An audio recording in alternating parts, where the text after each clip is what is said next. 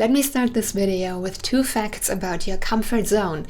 Number 1, your comfort zone is where your dreams go to die. And number 2, when you're not actively stretching and growing your comfort zone, it actually shrinks. And by that, the amount of life that is accessible to you shrinks as well. Hi, I am Shallalla. I'm a creativity coach.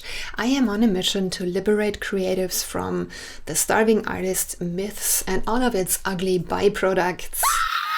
I just hosted an audio summit where artist's mentor Tim Packer was one of the expert speakers. This is an excerpt in which he shares his research and his experience regarding the comfort zone with us.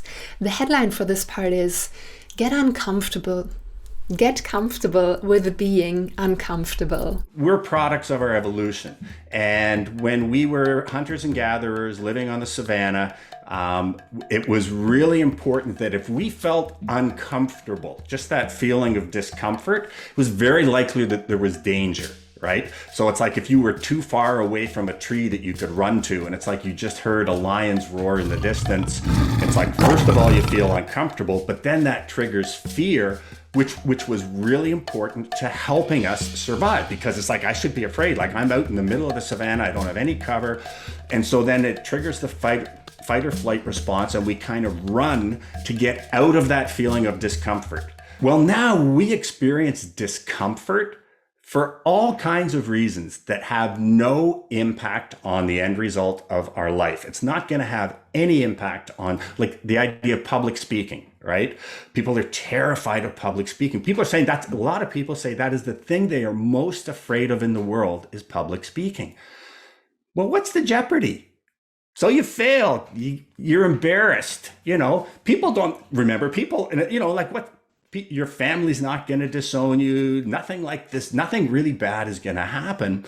But we've been conditioned through evolution that when we feel that discomfort, that we need to run away from whatever is causing the discomfort.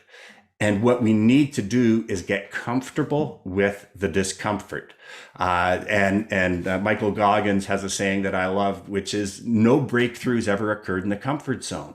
You have to be comfortable with being uncomfortable, and you just have to actually gauge, well, what is the jeopardy here? What if I fail? And for the most part, the things that we are afraid to do, and the things that we don't do things because we fear the judgment, if we fail, most of the time, the actual consequences of failing at that thing don't impact our life at all. You have to get comfortable with the discomfort.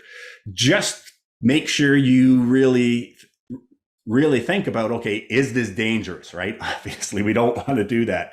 But when you look at what's the jeopardy, if it's no big deal, then go for it. Look at the situation that scares you and ask yourself, what's the danger? What is the actual danger? Do you know what most fear is? Most fear is fear of feelings. We are scared of what we might feel. But when you live ruled by that fear, what you're doing is actually you're putting yourself into a straitjacket that gets tighter and tighter until you're unable to move. Tell me one thing that could move your life, your art forward.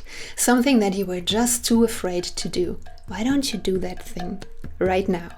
And if it is a big thing, like a really big thing, then look at it, look at its components, look at all the small steps that this journey is made up of. And then you take one small step, and then the next, and the next. And if you like a community that grows with you, I invite you to my Facebook group, the Accountable Artists Community.